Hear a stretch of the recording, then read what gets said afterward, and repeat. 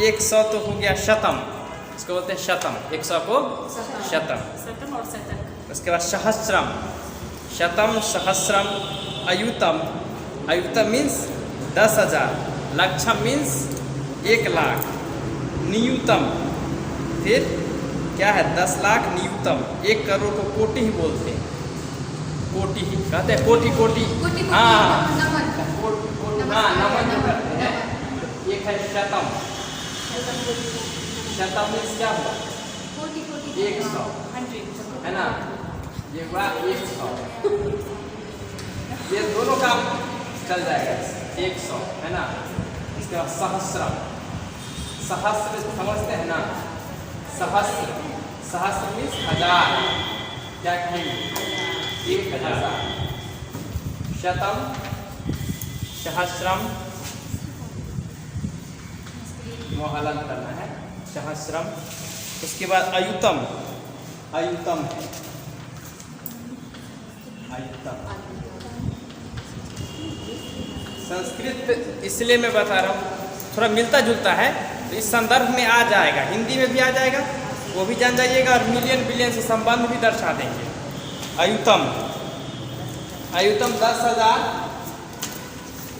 अयुतम 10,000। और उसके बाद लक्षम, लक्षम मीन्स लाख, लक्षम मीन्स लाख।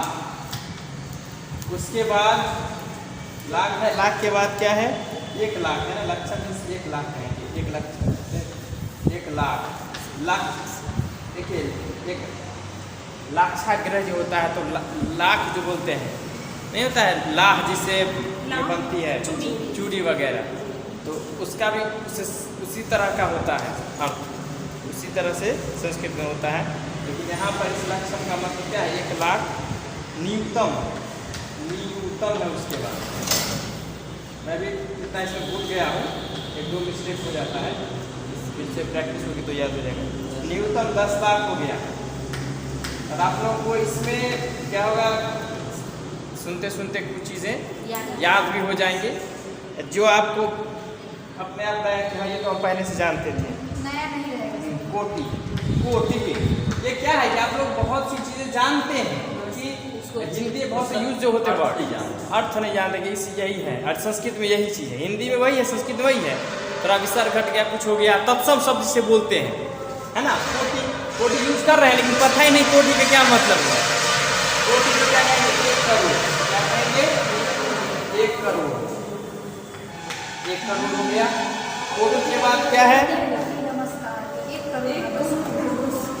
आकोटि, आकोटि है, आकोटि 10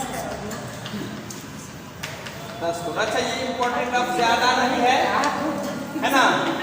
अब हम आगे बढ़ जाएंगे, इसमें लिखेंगे नहीं, जो इम्पोर्टेंट कुछ है, जैसे खरब को बोलते हैं खरवह, 1 खरब को हम सीधे आते हैं 1 करोड़ पर, सॉरी 1 खरब पर, 1 खरब, 1 खरब, 1 खरब को क्या बोलेंगे खरब, खरवह, क्या कहेंगे खरवह, ठीक है।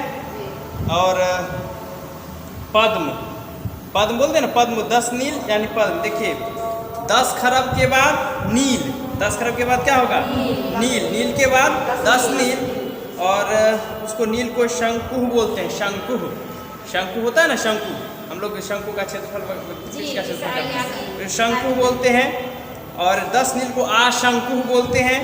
पद्म, उसके बाद ये नील हो गया, उसका क्या आता है पद्म आता है, नील के बाद क्या आता है पद्म, तो उसको पद्म बोलते हैं लोग, तो पद्म होता है। तो पद्म हुआ, फिर 10 पद्म हुआ, पद्म को पद्म ही बोलते हैं, हिंदी में पद्म बोलते हैं और संस्कृत में भी पद्म ही बोलते हैं। और पद्म के बाद 10 पद्म को सागर बोलते हैं, 10 पद्म को संस्कृत में क्या बोलेंगे सागरः, हाँ सागरः, नहीं नहीं उतना ही है सागरः। सागरः के बाद शंख को बोलते हैं अन्यतम, शंख को अन्यतम, और 10 शंख को फिर जैसा ही है, और महाशंख पराधर्म। तो यहाँ पर जो बात हमको याद हो गई वो क्या है पद्म, पद्म दोनों में सेम है, और जैसे पद्म हो गया फिर 10 पद्म को सागर बोलेंगे। सागर नहीं होता, सागर समुद्र, उसी तरह सागर लिखा जाएगा। तो नील को शंकु बोलेंगे, शंकु। नील क्या बोलेंगे? शंकु। और 10 नील को आशंकु। कोटि मीन्स करोड़। लक्षम याद इंपॉर्टेंट क्या रखना है जो संस्कृत में आपको काम देगा वो याद रखना है। शतम मीन्स 100, शतम मीन्स 100। सहस्रम, सहस्रम मीन्स 1000। अयुतम 10,000। और लक्षम तो एक ये मुख्य रूप से ये 3 और ये करोड़। कोटि, कोटि इतना जनरली यूज होता है ना। तो हम लोग ऐसे देख ले कि संस्कृत में अगर हम इकाई दहाई पढ़ेंगे तो दहाई से आ जाते हैं शतम, सहस्रम, शतम, सहस्रम, अयुतम, लक्षम, नियुतम, कोटि, आकोटि, अर्बुदम। 10 1 अरब को बोलते हैं अर्बुदम, है ना। अर्बुदम 10 अरब को ये हो गया 10 अरब। वृंदः, खरवः, निखरवः। तो इस तरह से आगे क्या आकोटि, अर्बुदम। हाँ 1 अरब। जैसे देखिए सैकड़ा, हजार, 10,000, लाख, 10 लाख, करोड़, 10 करोड़, अरब, 10 अरब, खरब, 10 खरब, नील, 10 नील, पद्म, 10 पद्म। उसके बाद क्या है? शंख, 10 शंख, महाशंख। फिर से क्या है? फिर से बोलना है। इकाई दहाई सैकड़ा, हजार, 10,000, लाख, 10 लाख, करोड़, 10 करोड़, अरब, 10 अरब, खरब, 10 खरब, नील, 10 नील, पद्म, 10 पद्म, शंख, 10 शंख और महाशंख। हो गया ना? नहीं भूलिएगा। तो ये इकाई दहाई हाँ जरूरी है। उसके बाद हम लोग जब आते हैं ये भारतीय की हिंदू अरेबिक ये पद्धति है ना। जो हम लोग इंडिया में चलता है इंडिया। तो उसके बाद इंटरनेशनल सिस्टम जो है उसमें विभाजित, ध्यान दीजिएगा, इंटरनेशनल सिस्टम में है वो उसमें ये मिलियन का यूज करते हैं ना। मिलियन वो किसमें है?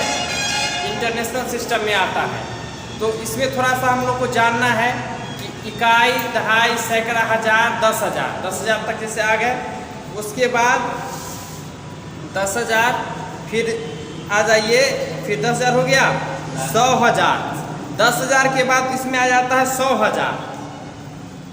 हम लोग के सिस्टम में इंटरनेशनल सिस्टम में क्या आएगा? 100,000, 100,000 आएगा। 100,000 हुआ। 100,000 के बाद आप लोग टीवी पर न्यूज का भी सुनिएगा ना, अंग्रेजी में सुनिएगा तो उसमें कहेगा 10,000 मिलियन। हाँ इस तरह से मिलियन में बोलेगा मैक्सिमम। तो जानेंगे तब ना दोनों में रिलेशन क्या है। और जनरली हम लोग पढ़ते हैं भूल जाते हैं, लेकिन अब भूलने की बात नहीं है। अब जो पढ़ेंगे गारंटी के साथ याद हो जाएगा। तो 100,000 हुआ। 100,000 को हम लोग क्या कहते हैं? 100,000 को हम लोग 1 लाख क्या कहते हैं? 1 लाख। तो 100,000 हो गया। उसके बाद जो है फिर 100,000, फिर 1,000,000। 1,000,000 को मिलियन बोलते हैं, यानी 10 लाख। 100,000 माने 1 लाख। 100,000 मतलब क्या हुआ? 1 लाख। उसमें एक और जीरो बढ़ा दीजिए तो 1,000,000 हुआ ना। तो 1,000,000 को बोलते हैं 1 मिलियन।